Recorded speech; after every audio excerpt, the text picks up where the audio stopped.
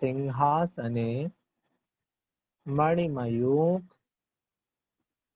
शिखा विचित्रे। सिंहासने मणिमयूख शिखा विचित्रे बिभ्राजते तव वपुः कनकावदातम्। बिभ्राजते तव वपुः कनकावदातम्। बिंबं वियत् बिलसदंशुलतावितानम्। बिंबं वियत् बिलसदंशुलतावितानम्। तुंगोदयाद्रि शिरसीव सहस्ररश्मेः। तुंगोदयाद्रि शिरसीव सहस्ररश्मेः। ये पढ़ेंगे। सिंहासने मणिमयूख शिखा विचित्रे विभ्राजते तव वपुः कनकावदातम्। बिंबं वियत्पिलसदंशुलतावितानम्। तुंगोदयाद्रिशिरसीव सहस्ररश्मेः। एक बार और। सिंहासने मणिमयूख शिखा विचित्रे विभ्राजते तव वपुः कनकावदातम्।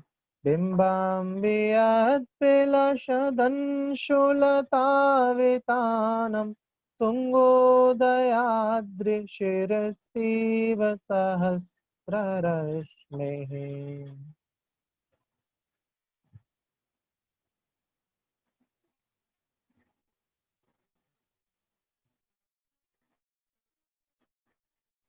कविता जी उच्चारण कीजिए।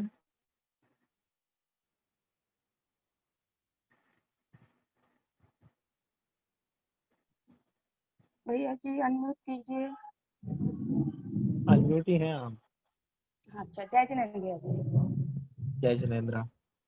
सिंहासने मणिमयूख शिखा विचित्रे बिभ्राजते तव वपुः कनकावदातम्।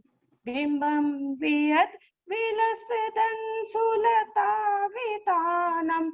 तुंगोदयाद्रिशिरसीव सहस्ररश्मेः।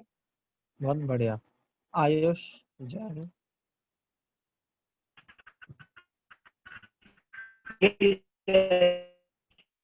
आयुष आपका नेटवर्क नहीं है, आपकी आवाज नहीं आएगी हमें।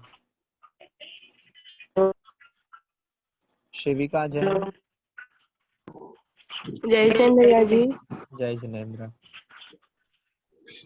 सिंहासने मणिमयूख शिखा विचित्रे विभ्राजते तव वपुः कनकावदातम्। बिंबं विलसदंशुलतावितानम्। तुंगोदयाद्रिशिरसीव सहस्ररश्मेः।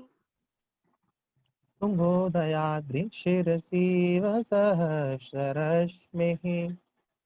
इसमें रश्मि है तो रश्मि भी पढ़ सकते हैं। निर्मला जैन। जय जिनेंद्र भैया जी। जय जिनेंद्र। सिंहासने मणिमयूख शिखा विचित्रे विभ्राजते तव वपुः कनकावदातम्। बिंबं वियद् विलसदंशुलतावितानम्। तुंगोदयाद्रिशिरसीव सहस्ररश्मेः। एकदम ठीक।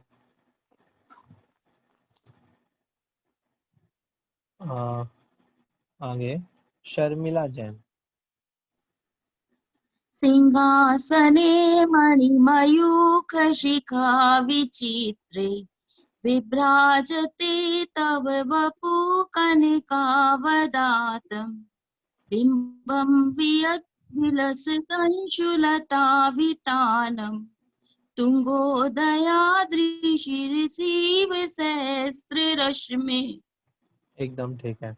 आइए इसका अर्थ देखते हैं। सिंहासने, जैसे कि पहले वाले में था कि कई सारे शब्द हैं, उनको फिर लास्ट में जोड़ेंगे, ऐसे ही इसमें मान के चलना कि बहुत सारे शब्द हैं जिनको आपको इसमें समझना पड़ेगा। तो सबसे पहले आया सिंहासने, अर्थात सिंहासन पर। मणि अर्थात मणियों की, मयूख अर्थात किरणों के, शिखा अर्थात अग्रभाग से। शिखा बोलते हैं जो ऊपर, मान लो जब कोई ज्योति निकलती है, आग लगती है, तो आग की जो सबसे ऊपर वाला पोर्शन होता है ना, उसको शिखा बोलते हैं। पर्वत की भी शिखा होती है, सबसे ऊपर वाला हिस्सा। तो ऐसे यहाँ बोल रहे हैं कि मणियों की, मयूख अर्थात किरणों के, शिखा अर्थात अग्रभाग से, विचित्रे अर्थात जो चित्रित है। ठीक है, मतलब जिसमें मणियां लगी हुई हैं और उन मणियों की जो किरणें निकल रही हैं, उन किरणों से जो शोभायमान है, ऐसा सिंहासन की बात यहाँ पे हो रही है।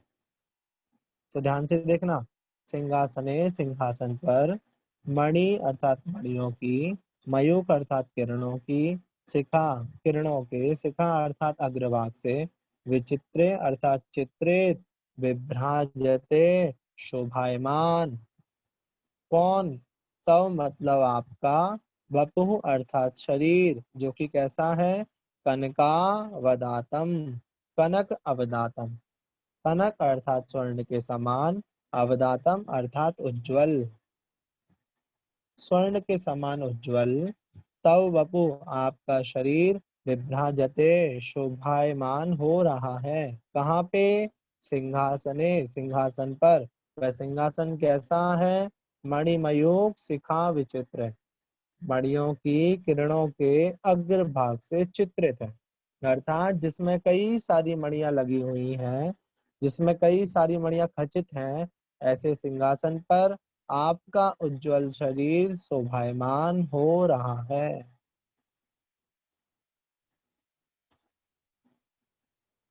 ठीक है, इतना हुआ क्लियर? सिंहासने सिंहासन पर, मणिमयूख मणियों की किरणों के, शिखा मतलब अग्रभाग से, विचित्र अर्थात चित्रित, विभ्राजते शोभायमान है।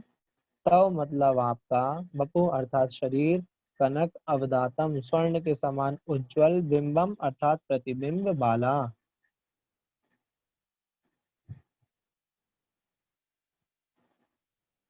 आगे बोल रहे हैं, वियद अर्थात आकाश में। देखो बोल रहे हैं कैसे, मतलब अब नीचे उदाहरण दे रहे हैं कि जैसे वियद अर्थात आकाश में, विलश दंशुलता वितानम, इसको अलग अलग करेंगे, निकलेगा विलशति या विलसत अंशुलता वितानम।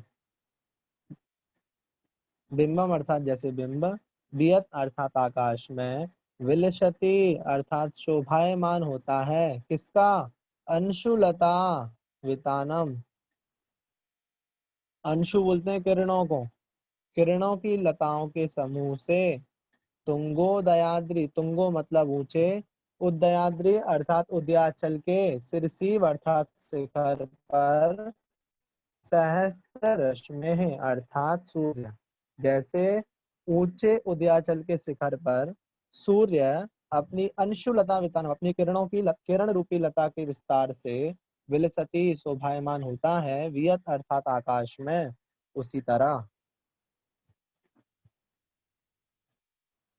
वियत मतलब आकाश में, विलसती अर्थात शोभायमान होता है, अंशुलता वितानम किरणों, किरण रूपी लता के विस्तार से, तुंगोदयाद्रि सिरसी वे की शब्द है, ऊंचे उदयाचल के शिखर पर, सहस्त्र रश्मि अर्थात सूर्य की तरह, जैसे अनेकों हजारों किरणों वाला या लता रूपी किरणों वाला, क्योंकि इसमें लता शब्द दिया ना, अंशुलता, इसलिए। तो किरण रूपी लता के समूह से ऊंचे उदयाचल के शिखर पर आकाश में जैसे सूर्य का प्रतिबिंब शोभायमान हो रहा है, उसी तरह स्वर्ण के समान उज्जवल आपका शरीर उस सिंहासन पर, जिसमें मणियों की किरणों के अग्रभाग से चित्रित है। जो सिंहासन मणियों की किरणों के अग्रभाग से चित्रित है, ऐसे सिंहासन पर कनकावदातम स्वर्ण के समान उज्जवल तव वपुः आपका शरीर विभ्राजते शोभायमान हो रहा है। तो इसमें ऐसे समझो कि आपका शरीर कैसा है, आपका शरीर स्वर्ण के समान उज्जवल है। वो सिंहासन कैसा है, वो सिंहासन मणियों की किरणों के अग्रभाग से खचित है, जिस पर आपका शरीर शोभायमान है। उदाहरण क्या दिया? उदाहरण दिया जैसे किरण रूपी लता के विस्तार से, उद्याचल के शिखर से आकाश में सूर्य सुशोभित होता है, वैसे।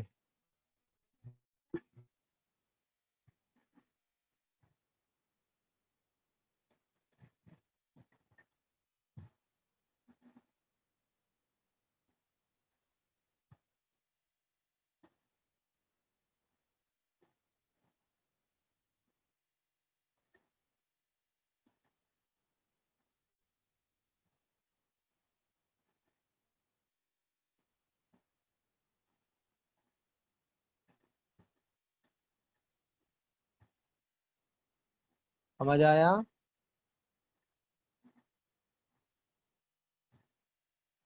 एक बार और शब्दों को देख लो। देखो इसमें शब्द ही समझने, अगर शब्द समझ में आ गए तो ठीक है, नहीं आए तो नहीं आएगा, शब्द याद करना पड़ेंगे। सिंहासने, सिंहासन पर, मणि मयूख शिखा, मणियों की किरणों के अग्रभाग से चित्रित, तो बपू आपका शरीर जो कि कनकावदातम स्वर्ण के समान उज्जवल है, विभ्राजते शोभायमान हो रहा है। कैसे?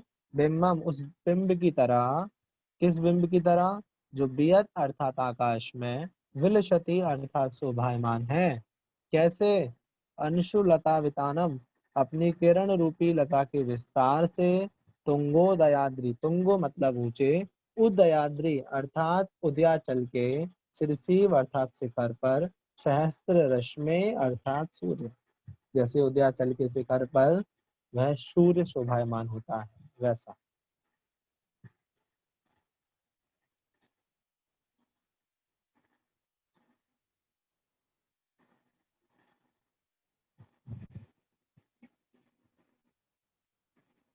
समझ आया? कुछ पूछना है तो इसमें पूछ सकते हो।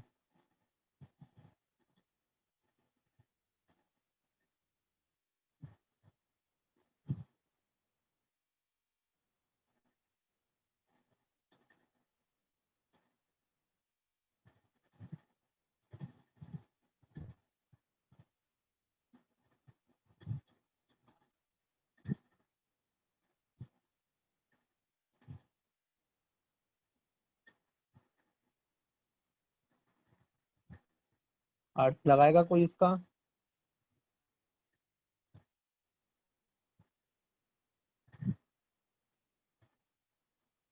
नैतिक।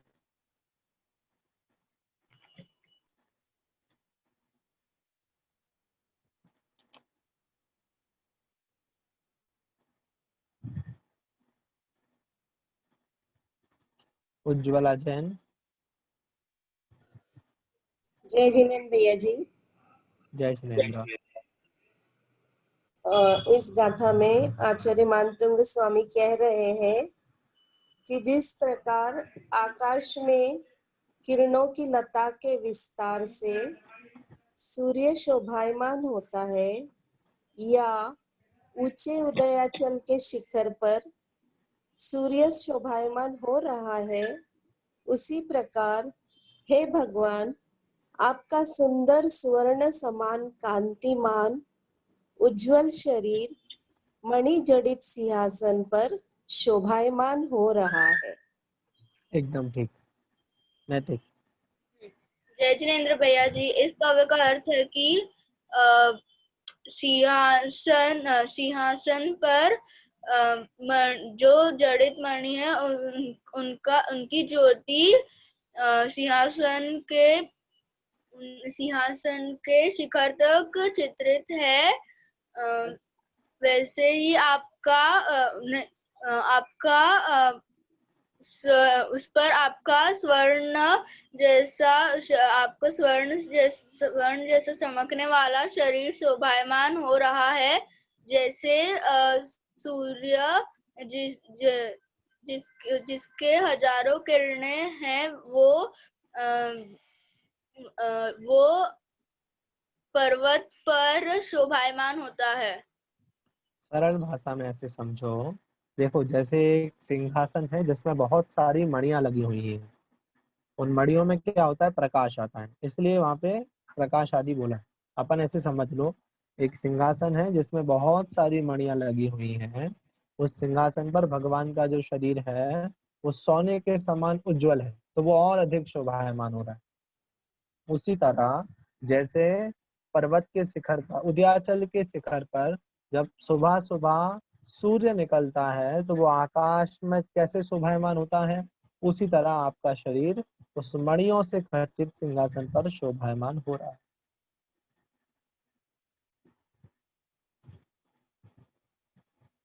लालिमा जैन।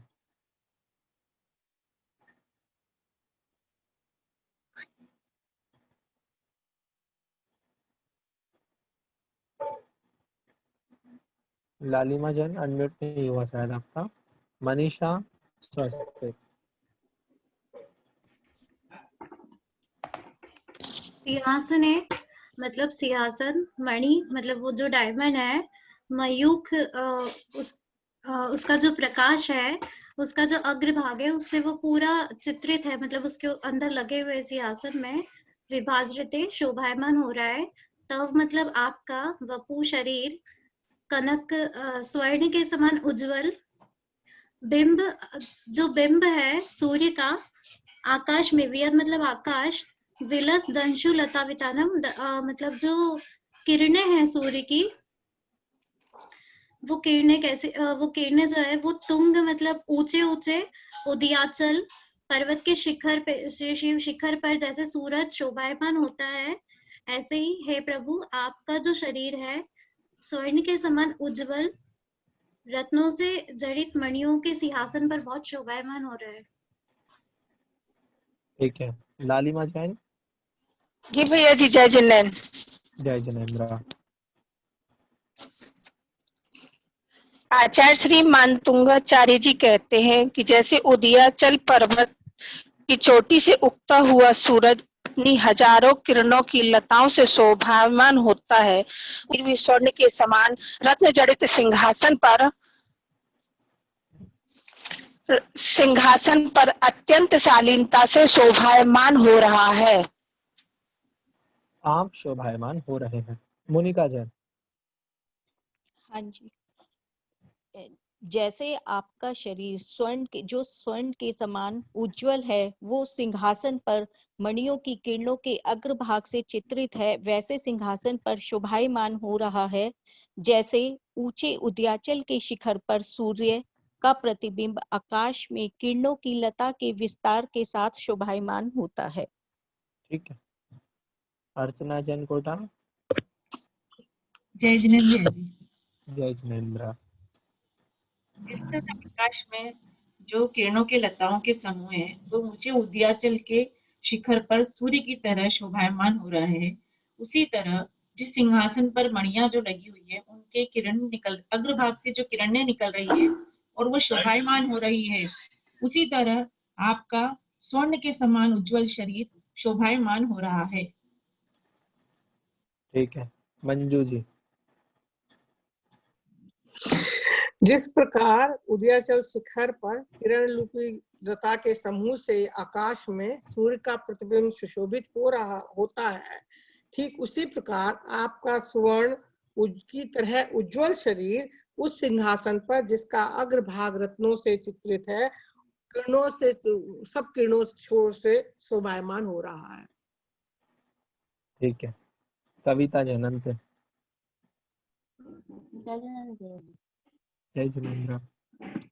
सिंहासने मतलब सिंहासन पर मयूं की किरणों से शिखा के अग्रभाग से जो चित्रित है, विभाजते शोभायमान है, तब बपू आपका शरीर कनकावदातम मतलब स्वर्ण के समान उज्ज्वल। जिस प्रकार स्वर्ण के समान उज्ज्वल आपका शरीर उस सिंहासन पर जो मयूं की किरणों के अग्रभाग से ग्रसित है उस पर शोभायमान हो रहा है, जिस प्रकार बिंब वाला वियद आकाश में विल सदन सुशोभायमान होता है, लता वितानम किरणों रूपी लताओं के समूह से तुंगोदयादि ऊंचे उदयाचल शीर्ष के शिखर पर सहस्र सूर्य की तरह, जिस प्रकार किरण रूपी लताओं के समूह से ऊंचे उदयाचल के शिखर पर सूर्य शोभायमान होता है, उसी प्रकार आपका स्वर्ण के समान उज्ज्वल शरीर सिंहासन पर लगे मयूं की किरणों के अग्रभाग से जो चित्रित है उसमें शोभायमान होता है। ठीक है। सविता साहू जी।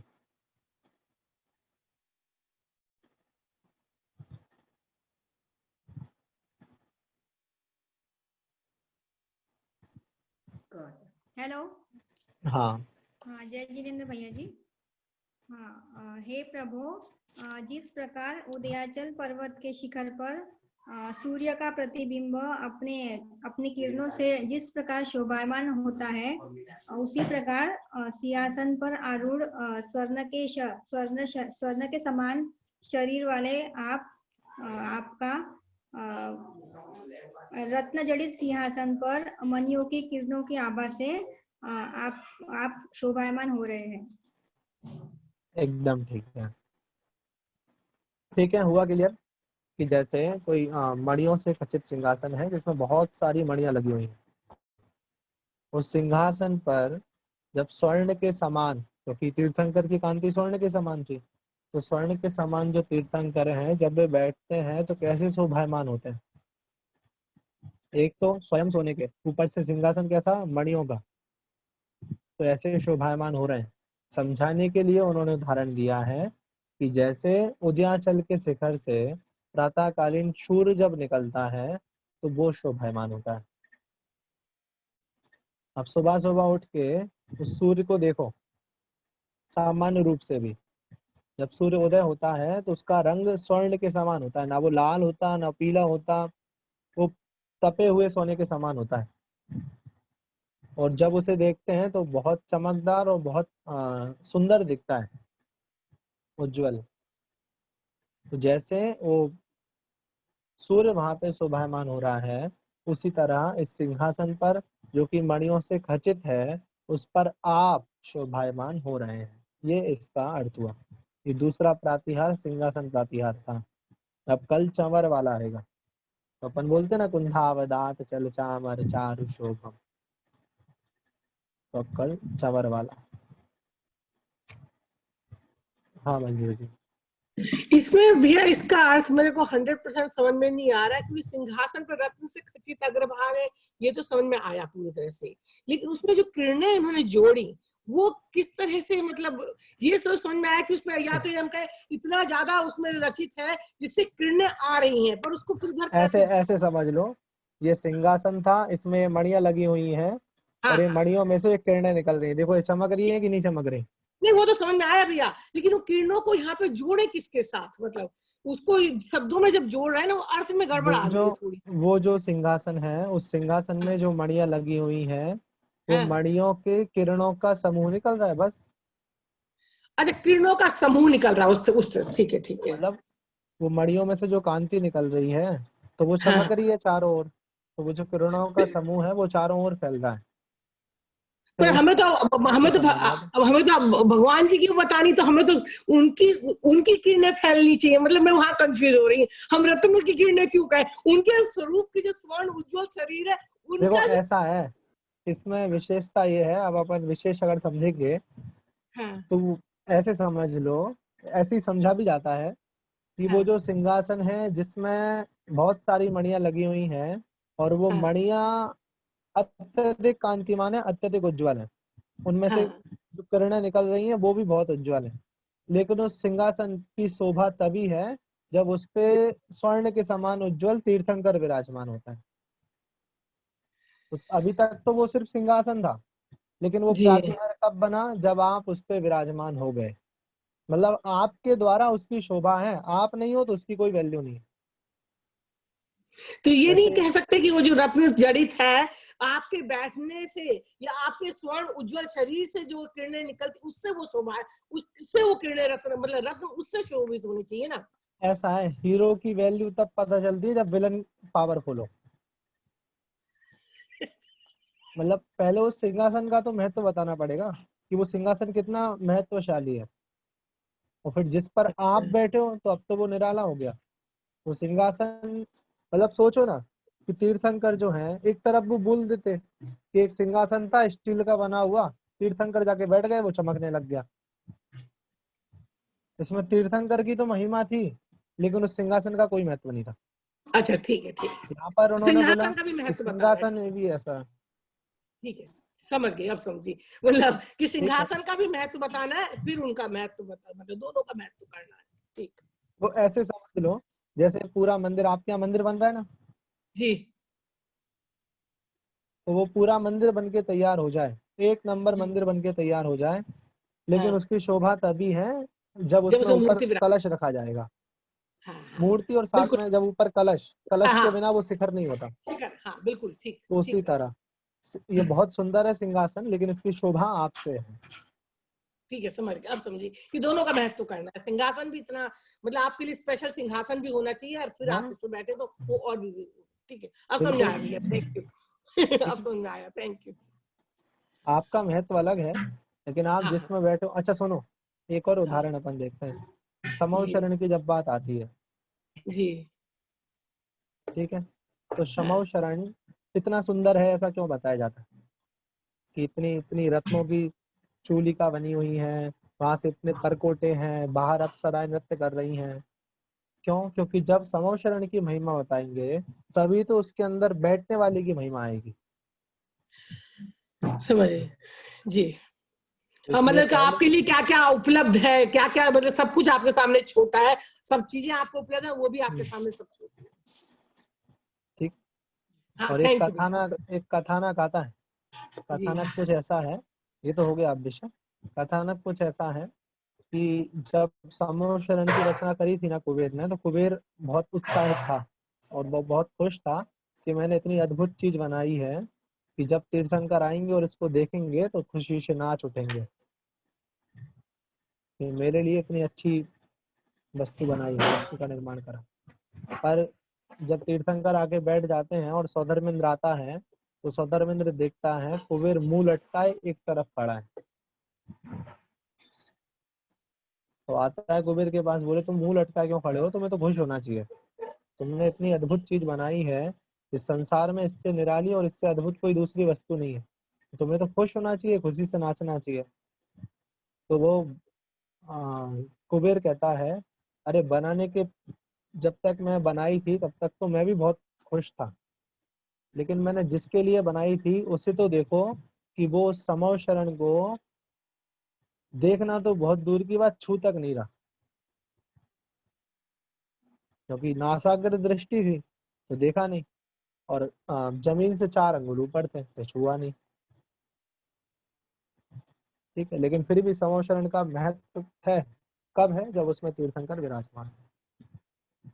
और अपन किस में बुलाते हैं, आ जाओ जी, हमारा चांदी का ये रखा है, ये स्टील का ये रखा है ठोना, अत्र अवतर अवतर समोषटित्यावाहनम अत्र तिष्ठ तिष्ठाटति स्थापनम। उस पे नहीं बैठे, इस पे कहाँ से बैठेंगे? बुलाते हैं और मानी बैठे थे, जिसने अपनी जीवन भर की संपत्ति झोंक दी समव शरण को बनाने में, उस पे नहीं बैठे। और इस पे बैठेंगे, ये जो स्टील का लेके आओ 10 रुपए का, आओ भगवान बैठो, उसी में फिर बाद में बोलते हैं आए जो जो देवगण पूजे भक्ति प्रमाण ते सब जावो कृपा जन, अपने अपने आप चले जाओ।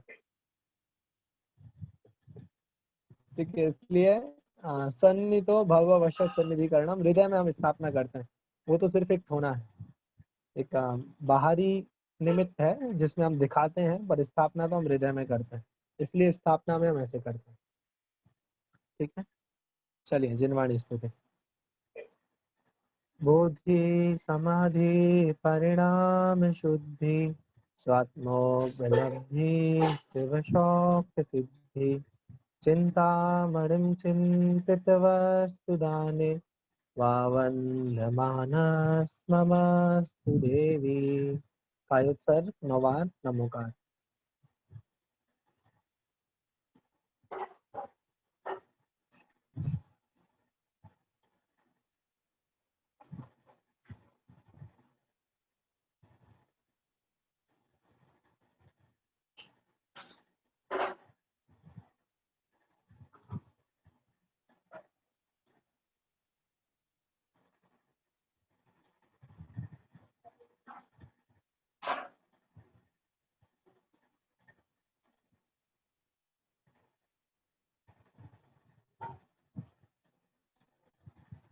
जय बोलो पंच परमेष्ठी भगवान की जय। वात्सांगमयी जिनवाणी माता की जय। संत शिरोमणि आचार्य श्री विद्यासागर जी महाराज की जय। सभी को जय जिनेन्द्र।